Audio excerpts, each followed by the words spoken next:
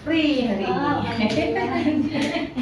Sama baik Ibu. Kebetulan sekali saya ada tugas dari guru penggerak untuk mewawancara kepala sekolah terkait pengambilan keputusan yang berbasis nilai-nilai kebajikan. Ibu berkenan, saya mohon izin untuk mewawancara Ibu karena ini terkait pembelajaran kami juga Ibu. Saya harus banyak menggali informasi dan ilmu-ilmu dari Ibu terkait dengan pengambilan keputusan. Monggo bisa tidak? Ini Pertanyaan nggak sulit-sulit. insya Allah enggak Ibu. Pripun? Ini nanti saya sambil mencatat jawaban Ibu. Nggak kenapa ya? Ibu, jadi selama Ibu menjadi kepala sekolah, kurang lebih Ibu menjadi kepala sekolah kan sudah 5 tahun, 5 menuju ke tahun ke-6.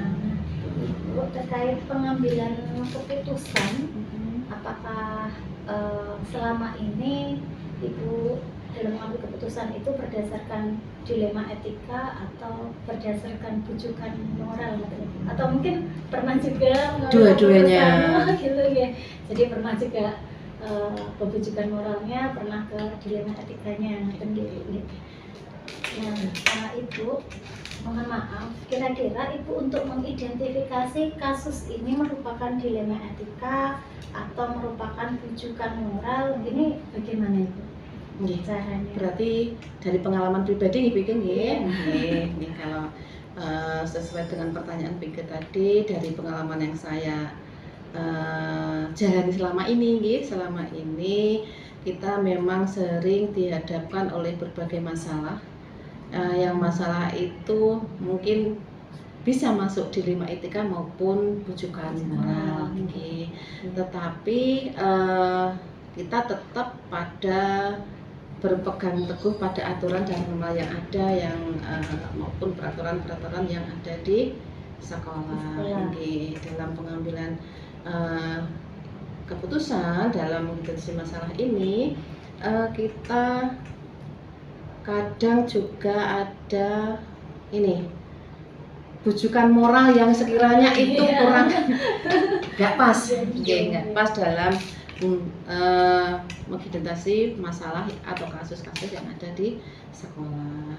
Tetapi tentunya keputusan yang saya ambil itu kembali pada aturan yang ada. Tetapi dengan banyaknya pertimbangan mana yang lebih banyak bermanfaat. Lebih banyak mana begitu bermanfaatannya. Itu banyak yang lebih banyak bermanfaat bagi banyak orang, tentunya untuk mengambil nilai kebajikan yang diyakini benar. Mungkin seperti itu. Ini buku apa sudah pernah ini ya Ibu mendapatkan materi mungkin pada diklat atau workshop terkait dengan dilema etika atau bujukan moral ini? Kebetulan baru mendengar. Tapi kayaknya Pak sudah paham ya. Baru mendengar Pike ini mesti guru. Iya Ibu. Dan pertanyaan kedua Ibu, selama ini Ibu dalam mengambil keputusan di sekolah itu terutama kasus-kasus yang berbentrokan antara dua kepentingan yang sama-sama benar atau mungkin mengandung nilai kebajikan, itu bagaimana Ibu dalam menjalankannya? Dalam mengambil keputusan dalam mengambil keputusan di sekolah ini, terutama untuk kasus-kasus yang sama-sama besar, itu adalah kami melihat dulu mana yang kasus itu yang sekiranya urgent yang harus kita selesaikan lebih dulu. Terus tidak harus kita menyelesaikan bersama-sama dua kasus, itu mungkin kemungkinan tidak akan berhasil. Jadi kita pilih dulu mana kasus yang memang perlu kita selesaikan atau segera kita selesaikan terlebih dahulu, sehingga apa yang kita ambil keputusan itu nanti akan tepat. Seperti itu. Jadi nggak harus ini kudu selesai semuanya, tidak seperti itu. Pertanyaan ketiga Ibu, kira-kira langkah-langkah atau prosedur yang biasa itu gunakan ketika mengambil keputusan itu seperti apa? Oke. Adapun langkah-langkah yang biasa saya lakukan selama ini bikin itu biasanya saya adalah mengenali dulu apa itu namanya permasalahannya dulu. Kita mengenali masalah itu biasanya datangnya dari siswa atau dari guru, Ibu? Kebanyakan permasalahan datangnya dari siswa. Kebanyakan. Tapi juga bisa juga dari guru. Itu satu. Yang kedua adalah menentukan pihak mana dulu yang terlibat dalam kasus itu atau dalam situasi itu. Yang ketiga, kita tidak serta-merta langsung asal tuduh ya. Kita berarti harus mengumpulkan fakta-fakta dulu. Mengumpulkan fakta-fakta ya. Kalau fakta, identifikasi masalah dulu. Setelah itu baru kita mengambil langkah bagaimana cara mengatasi permasalahan tersebut. Setelah itu mengambil keputusan, lajeng setelah semuanya selesai kita merefleksikan hasil keputusan kita. Tetap ada refleksi ya, Jadi terus nanti kita mendapatkan keputusan yang memang sesuai dan juga memang benar, tepat. Jadi itu bisa dikatakan sebagai win-win solution gitu ya.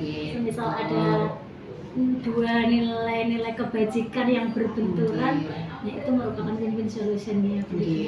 Luar biasa sekali ya Ibu ya.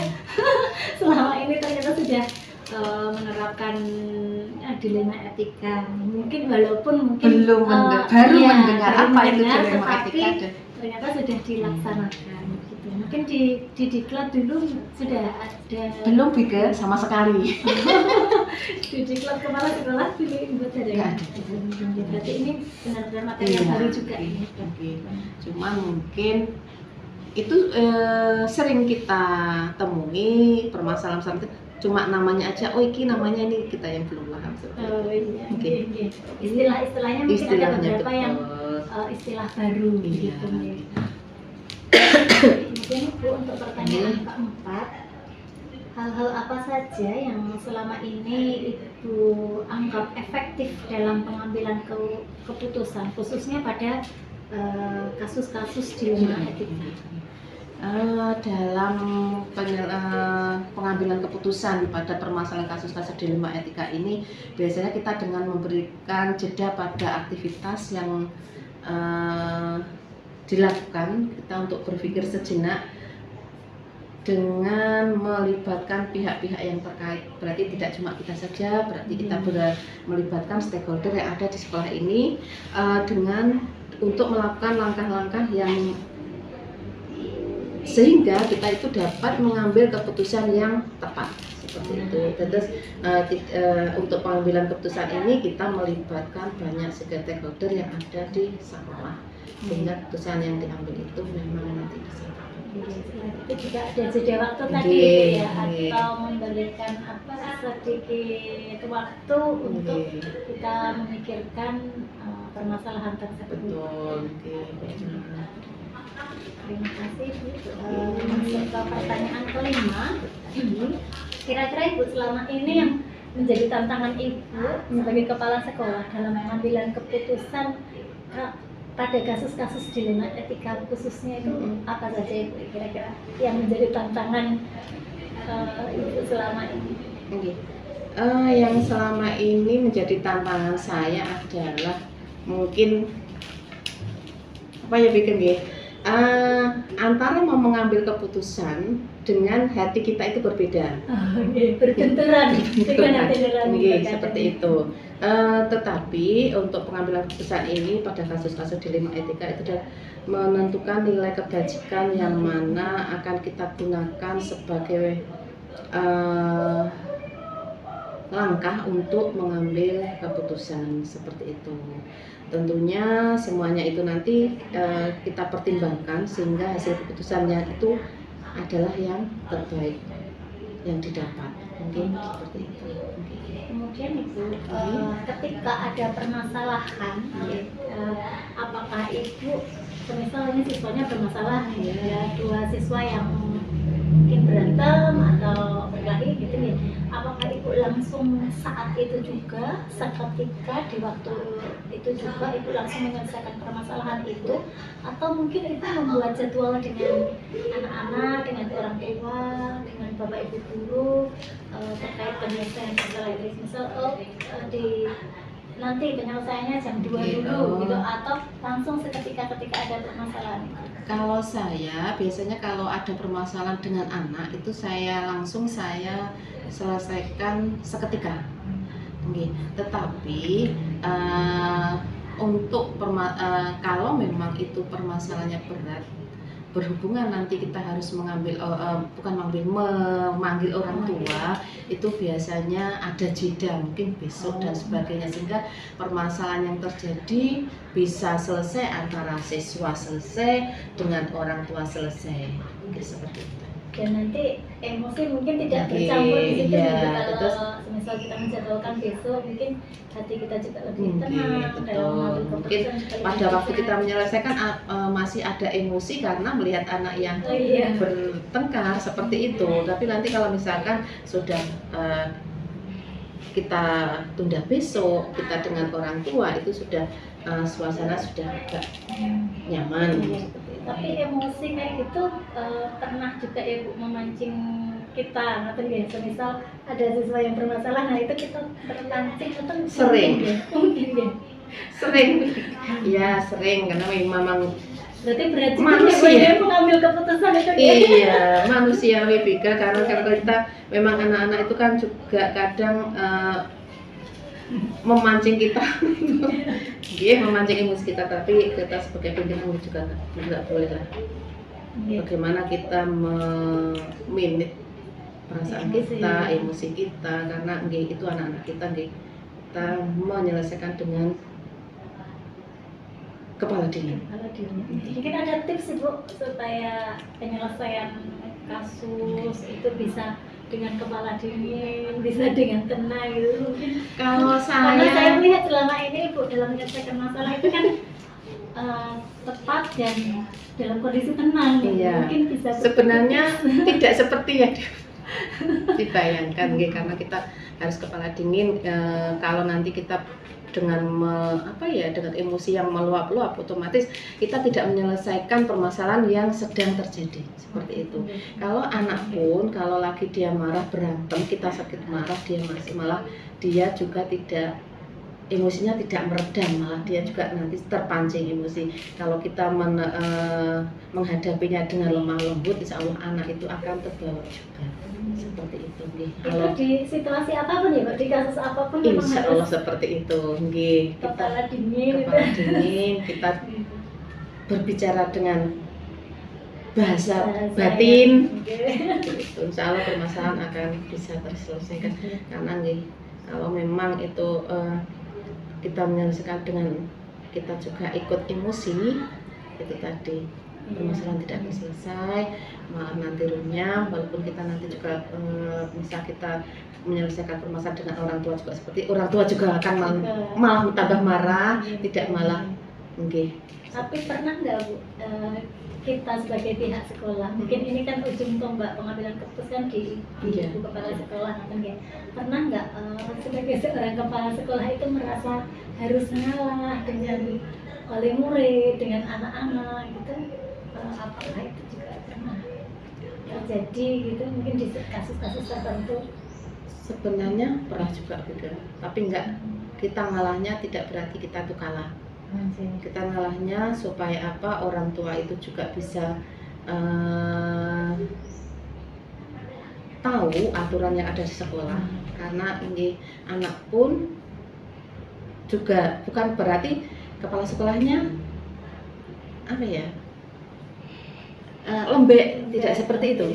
Kita mengikuti arus mohon. Kalau kita lunak, bukan berarti kita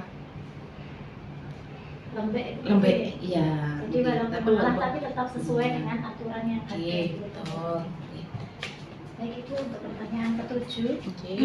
Apakah selama ini dalam pengambilan keputusan yang terkhusus di kasus-kasus dilema etika itu ada pihak-pihak atau orang lain yang bisa dilibatkan atau terlibat dalam pengambilan keputusan? dalam pengambilan keputusan yang ini dilema etika dan ini biasanya kami sharing dengan senior kami. Kebetulan di sekolah kami ada ibu yang mumpuni ya, kalau saya tinggi, kalau saya Batara Guru kita tinggi, tempat saya bertanya beliaunya pasti akan memberikan solusi-solusi yang tepat karena memang beliaunya mempunyai banyak pengalaman, sudah banyak makan asam garam permasalahan yang ada di sekolah. Mungkin seperti itu. Untuk pertanyaan terakhir Ibu, kira-kira dari semua hal yang sudah disampaikan Ibu dari awal sampai dengan akhir ini tadi, kira-kira pembelajaran apa Ibu yang bisa dipetik dari pengalaman Ibu dalam pengambilan keputusan berdasarkan kasus-kasus yang dilema etika itu? Pada intinya bahwa pengambilan keputusan itu tidak harus otoriter, tidak harus berarti bisa luas, menyesuaikan dengan keadaan dan kebutuhan yang ada. Memang terkadang kita harus mengabaikan nilai kebajikan, tapi tetap kita berpegang teguh pada keyakinan yang ada, sehingga nanti apa yang kita ambil, keputusan yang kita ambil itu adalah tepat, keputusan yang benar-benar menjadi win-win solution untuk semua pihak. Jadi keputusan tidak harus kita ikut otoriter kita bisa mengambil keputusan secara luas sehingga keputusan itu bisa dilaksanakan, bisa bermanfaat bagi untuk semua orang dan juga bisa nyaman untuk semua orang. Mungkin Ibu dari pengalaman Ibu menjadi kepala sekolah dan sebelumnya menjadi guru, apakah mungkin dalam pengambilan keputusan itu ada bedanya Ibu ketika saya dulu jadi guru mungkin belum seperti ini, tetapi ketika menjadi kepala sekolah saya ternyata seperti ini. Sangat berbeda. Iya, sangat berbeda sekali. Kalau kita sebagai guru kita mengambil keputusan untuk kita maupun mungkin untuk siswa.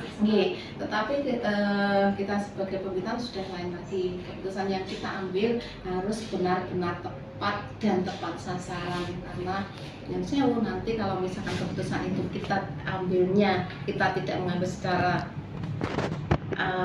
benar, dampaknya banyak ke banyak orang, baik itu siswa, baik guru maupun ke orang tua. Terus antara keputusan dari guru dan kepala sekolah sangat jauh berbeda. Mungkin pertimbangannya lebih banyak pertimbangan yang harus kita lakukan. Mungkin itu Ibu yang kami wawancara. Jadi saya juga mohon bimbingannya Ibu ke depan dalam pengambilan keputusan. Nanti misal perlu sharing kembali, saya mohon waktunya untuk bisa sharing kembali dengan Ibu dan mohon untuk bimbingan juga. Insya Allah selama saya mampu, nanti kalau enggak harus bersama-sama. Semoga lancar, sukses. Ini sudah masuk bulan ke empat menuju ke 5. Semoga nanti sampai akhir dilancarkan semuanya, lolos menjadi guru penggerak langkah ke berikutnya. Terima kasih Sukses, Ibu. Mengatakan Ibu pamit untuk saya. Betul nopo yang seharusnya pagi tadi karena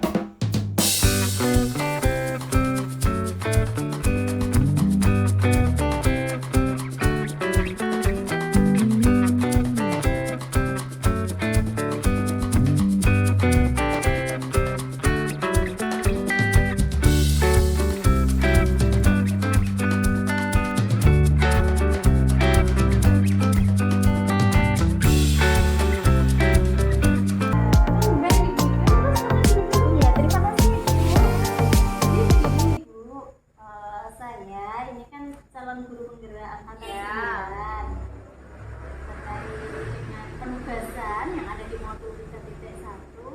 Saya ada tugas untuk mewawancarai kepala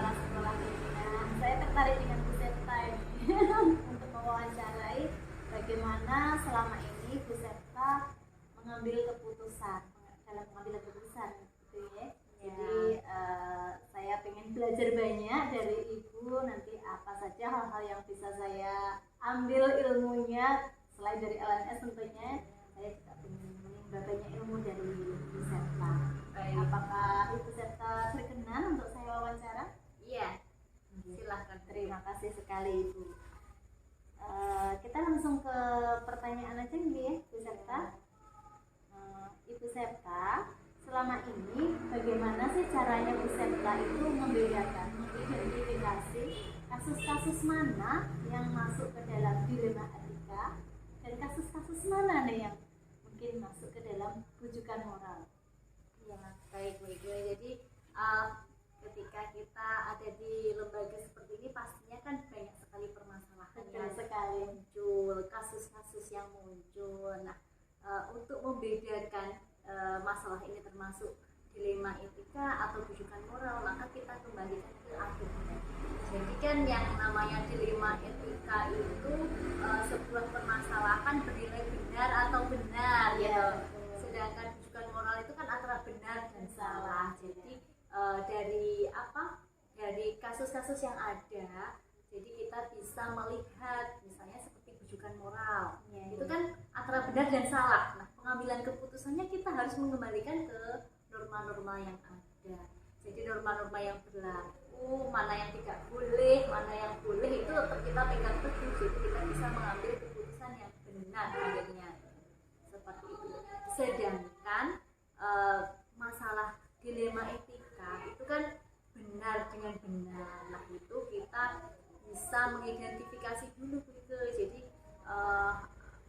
ketika kita mengambil keputusan, mungkin kita punya 2 atau 3 solusi gitu ya. Ketika kita mengambil keputusan yang A gitu ya, itu nanti kita lihat dulu kebermanfaatannya seperti apa, itu yang jadi lebih untuk orang banyak atau kalangan tertentu. Jadi kita mempertimbangkan seperti itu sehingga keputusan yang kita ambil itu benar-benar selain benar itu juga bermanfaat untuk orang banyak.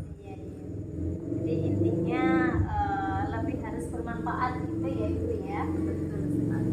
Mohon maaf Ibu, ini semisal jawabannya bisa saya tulis? Iya, silahkan sih. Nah Ibu, pertanyaan yang kedua, selama ini bagaimana sih Ibu menjalankan pengambilan keputusan di sekolah ini jika suatu saat ada kasus di antara 2 kepentingan yang sama-sama benar dan sama-sama mengandung nilai kebajikan? Nah, itu bagaimana? Seperti yang saya sampaikan di awal tadi Bu Ike ya. Jadi ketika ada permasalahan yang itu mengandung benar dan benar, itu kita memilah-milah dulu. Jadi kita identifikasi dulu, kita lihat dulu masalahnya, kemudian solusi-solusi apa yang bisa kita ambil, itu nanti kita pertimbangkan mana yang lebih bermanfaat, mana yang lebih sesuai, itu yang kita ambil seperti itu. Kemudian Ibu, yang ketiga, kira-kira langkah atau prosedurnya seperti apa sih dalam pengambilan keputusan yang selama ini sudah berjalan gitu ya? Kira-kira bagaimana langkah-langkahnya Ibu atau prosedurnya yang Ibu lakukan selama ini? Ya. Jadi ketika kita mengambil keputusan itu yang pertama kita pasti mengidentifikasi dulu seperti apa, kemudian situasinya seperti apa, ya. Kemudian selain itu siapa saja yang terlibat dalam masalah itu, dan mungkin siapa saja yang bisa kita libatkan untuk mengambil atau membantu menyelesaikan. Itu semuanya kita kita data dulu ya Bu Ike. Jadi kita lihat dulu. Setelah itu baru kita mempertimbangkan permasalahannya seperti apa. Ketika permasalahan itu nanti masuknya ke rujukan moral, maka kita pasti kembali ke norma yang berlaku, ya benar atau salah. Kita bisa mengambilnya sesuai dengan norma yang ada, norma yang berlaku, sehingga kita bisa mengambil keputusan yang benar. Nah, ketika permasalahan itu ternyata permasalahan yang dilema etika, ya seperti yang saya sampaikan di awal tadi, jadi kita pertimbangkan, kita pilah-pilah mana yang memberikan manfaat yang mana yang lebih kita butuhkan untuk saat ini,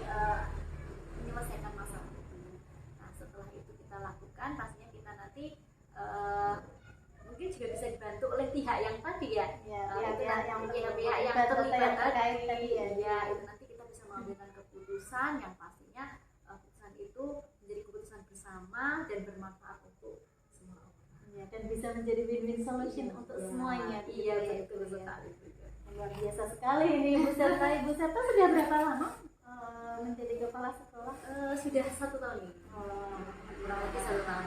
Iya, mungkin kita bisa ke pertanyaan berikutnya Ibu ya. Nah, Ibu, hal-hal apa saja ya yang selama ini Ibu anggap efektif dalam pengambilan keputusan pada kasus-kasus dilema etika tersebut? Yang saya anggap hal-hal yang bisa saya lakukan itu ya pastinya tadi kita harus ada koordinasi dengan teman-teman, karena permasalahan itu kan terkadang tidak menyangkut dengan satu orang. Ya.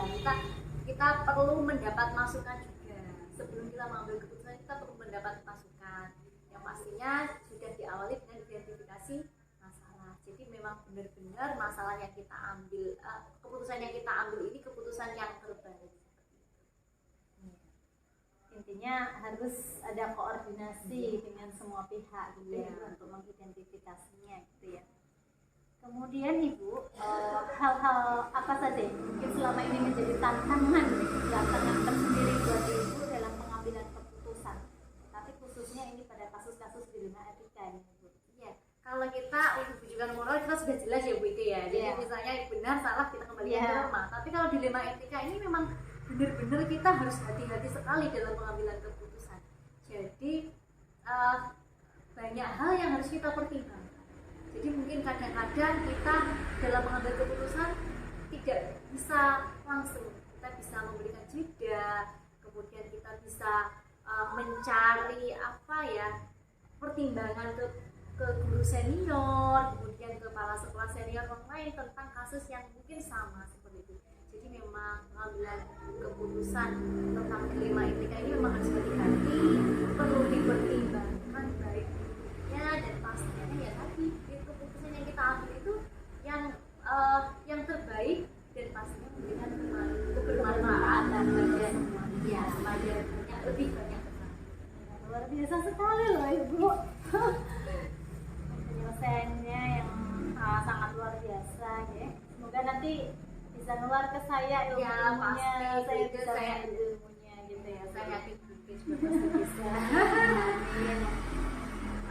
Pertanyaan berikutnya Ibu, ketika Ibu memiliki jadwal tertentu dalam penyelesaian suatu kasus dilema etika, apakah Ibu itu langsung menyelesaikan saat itu juga di tempat itu pada waktu itu, atau Ibu lebih memilih menyelesaikannya dengan membuat jadwal tersendiri gitu Ibu? Kemudian bentuk prosedurnya mungkin seperti apa untuk menentukan, misal Ibu harus menentukan jadwal gitu, prosedurnya bagaimana? Jadi ketika kita menyelesaikan masalah tentang dilema etika itu kita lihat dulu berat ringannya permasalahan itu ya. Jadi ketika memang permasalahan itu bisa kita selesaikan dengan segera, kita selesaikan dengan segera, menunda-nunda ya, betul sekali ya. Tapi ketika memang permasalahan itu melibatkan banyak pihak, kemudian lebih kompleks keadaannya, maka kan kita harus mempertimbangkan banyak hal. Itu mungkin kita bisa untuk menundanya tidak saat itu juga, karena pengambilan keputusan yang mendadak tanpa mempertimbangkan itu kan juga takutnya ke belakang tidak menjadi keputusan yang terbaik. Jadi tergantung permasalahannya seperti apa. Kalau memang bisa diselesaikan saat itu ya diselesaikan saat itu. Kalau memang butuh waktu untuk identifikasi ataupun musyawarah dengan pihak-pihak yang lain, kita menunda atau membuat jadwal tersendiri ya. Terima kasih. Kemudian pertanyaan yang ke-7 Ibu, selama ini apakah ada seseorang atau mungkin faktor-faktor yang bisa membantu Ibu dalam menyelesaikan kasus yang kaitannya dengan dilema etika ini? Iya, pastinya ada. Jadi kita memang membutuhkan orang ya sebagai pertimbangan dalam menyelesaikan masalah-masalah kita. Ya pastinya kita pertimbangan itu ini ya, mungkin ke guru senior. Kalau permasalahan di sini pastinya guru-gurunya sudah di sini lebih lama, guru saya Jauh lebih paham gitu ya, Iya. lebih paham karakternya anaknya, lingkungan. Betul. Kemudian kita ketika lebih kompleks lagi kita bisa kepada teman sejawat, kepala sekolah senior, bahkan kita guru yang lebih junior pun juga kita libatkan. Jadi memang semua pihak teman sejawat yang ada di sekolahan ini itu pastinya membantu dalam pengambilan keputusan sebagai pengambilan keputusan. Terima kasih Ibu. Kemudian ini pertanyaan pamungkas ini Ibu. Yang terakhir. Pertanyaan yang terakhir insya Allah ini. Dari semua hal yang telah Ibu sampaikan dari pertanyaan nomor 1 sampai dengan nomor 7 tadi Ibu, kira-kira pembelajaran apa ya Ibu yang bisa Ibu petik dari pengalaman Ibu sendiri, pada saat pengambilan keputusan di lingkungan kita? Jadi pelajaran yang saya petik itu ketika kita pengambilan keputusan itu yang pertama kita harus mempertimbangkan benar-benar namun kebermanfaatannya lebih banyak yang bagaimana. Dan ketika permasalahan itu memang segera diselesaikan dan bisa diselesaikan maka diselesaikan saat itu juga. Namun ketika memerlukan banyak pertimbangan maka kita bisa menunda atau membuat jadwal selanjutnya yang pastinya semuanya itu untuk mengambil keputusan yang baik. Mungkin seperti itu juga. Mungkin ini juga sekaligus sebagai itu dia refleksi juga. Mungkin apakah dulu Ibu Septa itu pernah mengambil keputusan tanpa mempertimbangkannya terlebih dahulu, kemudian intinya langsung pengambilan keputusan ketika ada permasalahan diselesaikan saat itu berdasarkan pemikiran saat itu. Apakah itu juga pernah kejadian hal yang seperti itu? Untuk kejadiannya belum, cuman terkadang juga ya ini ketika kita punya permasalahan ketika kita langsung menyelesaikan itu kan terkadang emosi kita yang main ya kan. Nah itu kita harus mereda, kita tunggu sejenak, kita memberikan jeda dulu, kita bisa berpikir jernih baru kita melangkah ke pengambilan keputusan. Jadi memang dalam pengambilan keputusan ini tidak harus langsung segera, tapi tidak, kita memang harus mempersiapkan mental dulu, kita berpikir jernih dulu baru kita bisa mengambil keputusan. Untuk selama ini alhamdulillahnya segala keputusan berdasarkan pertimbangan dan berusaha mengambil yang terbaik seperti itu. Jadi saya dengar Bu Septa ini juga guru penggerak juga di angkatan 6 ya, 6 atau 5 ya, angkatan 5. Jadi mungkin Ibu juga sudah punya bekal yang banyak terkait pengambilan keputusan gitu ya. Jadi pada saat pengambilan keputusan Ibu Septa sudah sesuai dengan materi yang ada di guru penggerak itu. Dan mungkin ada pembelajaran juga ketika pada materi sosial emosional. Iya. Itu memang benar-benar memberikan kita banyak pelajaran bagaimana cara kita mengambil keputusan, mengontrol emosi seperti itu. Ibu, ini saya rasa wawancara saya hari ini sudah cukup, sudah banyak sekali ilmu yang saya petik, yang bisa saya ambil dari Ibu Septa, dan mohon nanti ke depan juga bimbingannya Ibu Septa untuk saya gitu deh. Mohon nanti saran masukan saya harus bagaimana. Semoga beliau juga sukses guru penggeraknya. Terima Sukses kasih. selalu. Iya, terima kasih. Iya, Mungkin itu sama-sama. saja Bu Septa. Saya mohon langsung pamit. Bisa sekali Bu. Iya, karena sebentar lagi juga masih ada jam. Oh iya.